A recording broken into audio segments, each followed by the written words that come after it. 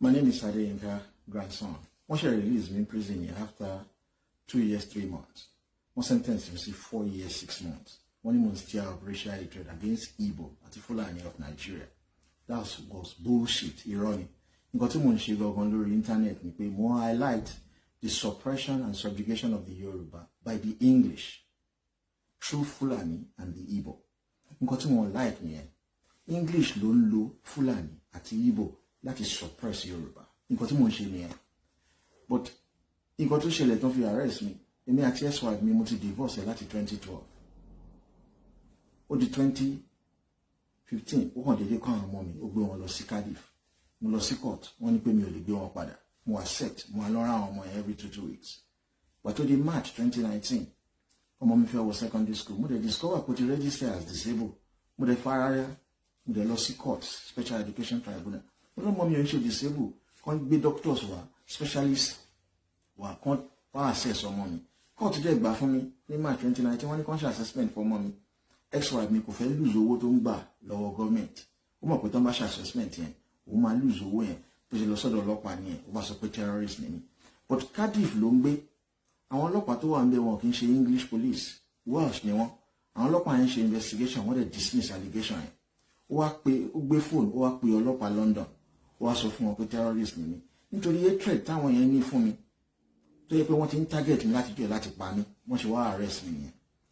Wọ́n arrest mi, wọ́n rí anything relating to terrorism. Wọ́n fi mí sílẹ̀.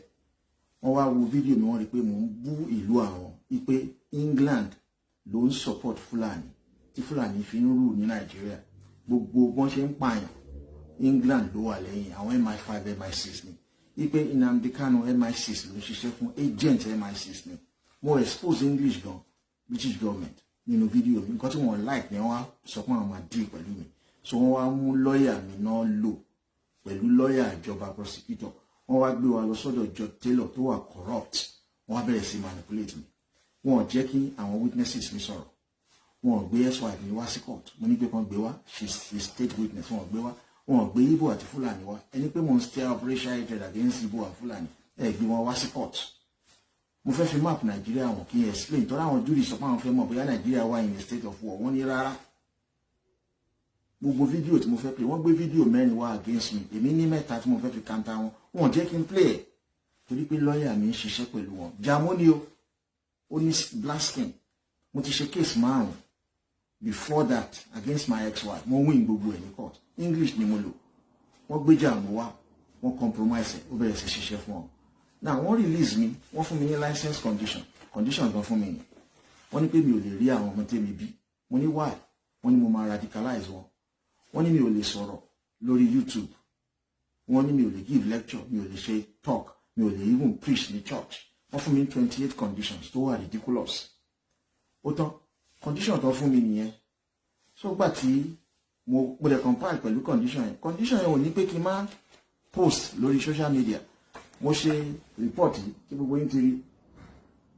My unfair imprisonment, a stain on English judiciary. Mo ṣe ó go viral. Gbogbo bọ́n ṣe assault mi. Bọ́n ṣe manipulate case mi. Ó go viral. Mo dé láti prison just 3 weeks ago. Mo ti lọ sí court, wọ́n fi discharge mi ní hospital yìí. Wọ́n ti fún mi ní spinal cord injury tó wọ́n assault mi lẹ́ẹ̀mẹ́ta. Eléyìí náà fi ṣe test pé mo ní acute kidney problem, renal impairment. Torí wọ́n hit mi ní prison, àwọn prison officer mẹ́ta náà assault mi. Wọ́n lù mí tó jẹ́ pé kidney mi ó já ni. Eléyìí ni mo fi ní blood clot. Gbogbo ẹ̀ ni mo kó jáde tí mo ń ṣe. Náà nígbà tí document mo release pé mi ò guilty, bọ́n ṣe manipulate case mi rè, mo expose gbogbo ẹ̀. Inú bá bí àwọn MI5, MI6.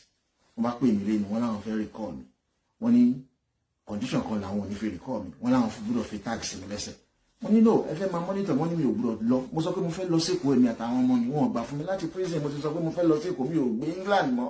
Nígbà tí ẹ fẹ́ pa mí, àwọn MI5, MI6 ló fẹ́ pa mí. Mo kàn ń bẹ federal government of Nigeria ni kàn gbé mi wálé àtàwọn ọmọ mi.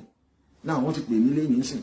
Wọ́n láwọn ń bọ̀ nílé mi láago 4. Àwọn bẹ́ẹ̀ wá fi tag sí mi. Kò sí tag lẹ́sẹ̀ mi. Ẹsẹ̀ mi rèé.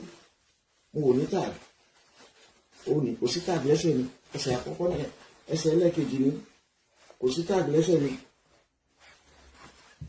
kò sí wọ́n ti sọ pé àwọn fẹ́ fi tax mi lẹ́sẹ̀ wọ́n fún mi ní new condition wọ́n ní mi ò gbọ́dọ̀ lọ sí airport mi ò gbọ́dọ̀ lọ sí seaport mi ò gbọ́dọ̀ kúrò nílé mi kí ló dé kí lè dé tẹ̀ fẹ́ káwọn èèyàn mọ truth kí ló dé tẹ̀ fẹ́ pa mí kí ló dé tí kí ni mo ṣe fún yín tẹ̀ fẹ́ pa mí ṣáwa ń ṣe English bẹ́ẹ̀ lẹ́kọ̀ọ́ ẹ wo Financial Times correspondent tó wà lẹ́kọ̀ọ́ nígbà tí wọ́n yìí lẹ́ẹ̀tì Aṣíwájú Tinubu as president elect ó kọ article nínú Financial Times ó ní criminal ni ó ní drug ní Tinubu gbé ó ló máa ń rig election ó ní illegitimate child ni ó bu that is inflammatory against the president elect of Nigeria.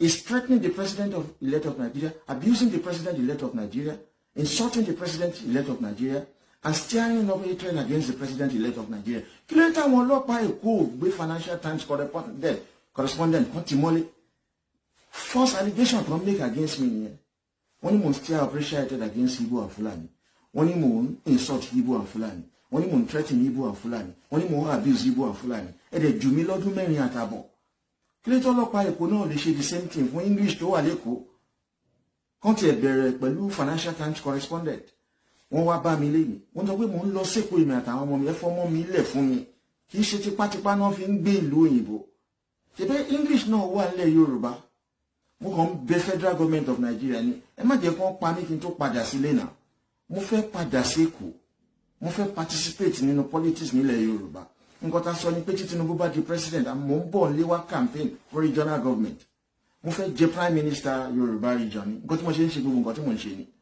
kì í ṣe pé à ń ṣe for fun I need determination mo kàn ń bẹ federal government ẹ gbé mi wálé àtàwọn ọmọ mi ẹ má jẹ́ kán pa àwọn ọmọ mi wọ́n ti inject son mi kàn wú nígbà tí mo rí picture ẹ̀ mo wà ẹ̀rù bà mí wọ́n ti inject ẹ̀ lóògùn wọ́n poison oúnjẹ mi nígbà tí mo wà ní prison tú omi mo máa ń boil omi mi ní kí n tó lọ síbi máa lọ síbi iṣẹ́ 15 pounds péré náà sọ fún mi ní ọ̀sẹ̀ kan mo dẹ̀ ń ṣiṣẹ́ tí n bá máa ti dé omi tí mo boil láti tutù máa mú ibẹ̀ náà ti fi poison sínú oúnjẹ mi mo mú báyìí inú mi kan bẹ̀rẹ̀ sí ga ni fún 3 weeks mi ò lè lọ toilet wọ́n fún mi ní lactulose wọ́n fún mi lè tó ju lactulose lọ mo ò lè yàgbẹ́ ibi tó ti lọ test mi tó ti sọ pé mo ní acute renal problem ní rí ibi tó ti gbà tí mo jáde sí wọ́n ti sọ pé mo ní spinal cord injury wípé disc L4 L5 mi ó bulge because wọ́n lù mí bí olè ni wọ́n fọ́gi mọ́ mi lórí gbá mi ń bàtà mi ì lè rìn dáadáa mo máa ń struggle láti rìn ni mo dẹ̀ fẹ́ padà sékòó èmi àtàwọn ọmọ mi ṣé èmi náà lè ṣe English bẹ́ẹ̀ lẹ́kọ̀ọ́ ni mo lẹ́mìí tí n bá dẹ́kọ̀ọ́ mo lè bàtà English jẹ́ Yorùbá ò kì í gbẹ̀sán ó yà mí lẹ́nu wọ́n máa ń pa gbogbo ẹni tó bá ti ń jà fún Yorùbá ẹ̀ẹ́dẹ̀ kì í ṣe nǹkan kan it is not a fair judgment on Yorùbá nation báwọn English ṣe pa Abíọ́lá náà nìyẹn náà ẹ̀rí wọ́n ṣe ń tẹ̀ láti pa Tinubu ni wọn ò fẹ́ jẹ́ kí n sọ̀rọ̀ wọ́n mọ̀ pé tí n bá sọ̀rọ̀ máa expose MI5 MI6 MI5 náà Fúlàní militiamen tó ń kidnap èèyàn ní Nàìjíríà àwọn ló ń ṣiṣẹ́ fún English ló wà lẹ́yìn gbogbo wàhálà tó ń ṣẹlẹ̀ ní Nàìjíríà wọn ò fẹ́ jẹ́ kí Yorùbá jẹ president ni ẹ bá mi appeal sí government of the Federation of Nigeria kan gbé mi wálé báwọn Americans ṣe é ṣe náà nìyẹn tó bá mú ọmọ Amẹ́ríkà kan ní Russia àwọn parent ẹ̀ àjáde àwọn family àjáde wọ́n máa sọ fún president wọn kó gbé padà wálé mo fẹ́ wá síkú èmi àtàwọn ọmọ mi wọ́n ti inject ọmọ mi ní poison tẹ́ bá rí bọ́ ọmọ mi ṣe rí mi ò lè post picture ọmọ mi ì lè post ẹ̀ wọ́n fẹ́ pa àwọn ọmọ mi wọ́n fẹ́ pa mí mo ti lọ sí Nigerian High Commission ẹ̀mẹ́ta mo kọ lẹ́tà sí wọn wọn ò ṣe nǹkan kan nígbà tí mo wà prison yẹn o nígbà tí mo tún jáde ní prison mo tún physically lọ sí Nigerian High Commission wọn ò tẹ̀ sílẹ̀kùn fún mi wọ́n Lábíkẹ́ Dábírí ti kọ lẹ́tà sí wọn mo lọ síbẹ̀ ìgbà tí wọ́n débẹ̀ receptionist kan ló rí mi ó ní pé kí n fi lẹ́tà mi lẹ̀ mo fi lẹ́tà mi lẹ̀ fún mo gba email Nigeria High Commission Ambassador mo gba deputy rẹ̀ mo send email sí wọn wọn ṣe nǹkan kan the same thing náà ni mo sọ fún Norway Denmark Sweden even Republic of Ireland gbogbo wọn ló kọ lẹ́tà sí mi tí wọ́n suggest mi báwọn máa ṣe fún mi ní international protection Yorùbá ni mí Yorùbá is still part of Nigeria kí ló dé tí federal government ò lè step into my case mo fẹ́ wálé pẹ̀lú àwọn ọmọ mi ò commit offence British government wọ́n gbé mi sí prison torí pé mo expose pé àwọn ló ń ba Nàìjíríà jẹ́ bọ́n ṣe ṣe ANC ní South Africa ni ẹ tó ń pè wọ́n ní terrorist organization tó ń ṣe RRA náà ní Northern Ireland ni ẹ tó ń pè wọ́n terrorist organization lórí ìná ṣe pé YYF ní terrorist organization kì í ṣe terrorism mo need help mo fẹ́ kí federal government help me ẹjọ́.